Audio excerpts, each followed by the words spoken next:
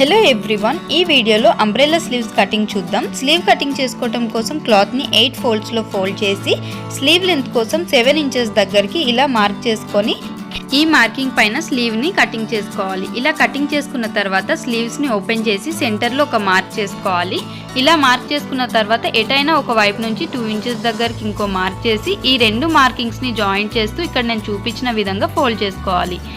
ఇలా ఫోల్డ్ చేసుకొని ఆర్మోల్ షేప్ కోసం 1.5 ఇంచ్ దగ్గర మార్క్ చేసుకొని ఇక్కడ నేను చూపించిన విధంగా కటింగ్ చేసుకోవాలి. ఇలా కటింగ్ చేసుకున్న తర్వాత ఈ 2 ఇంచెస్ జాయింట్ అనేది కటింగ్ చేసుకుంటే మనకి స్లీవ్ డిజైన్ అనేది రెడీ అయిపోతుంది. ఇలా కనుక మనం కటింగ్ చేసుకుంటే మనం బ్లౌజ్ని లూజ్ చేయాలన్నా టైట్ చేయాలన్నా ఎలాంటి ఇబ్బంది లేకుండా స్టిచెస్ అనేవి వేసుకోవచ్చు. ఇలా ఒకసారి ట్రై చేయండి. స్లీవ్ డిజైన్ అనేది చాలా బ్యూటిఫుల్గా ఉంటుంది.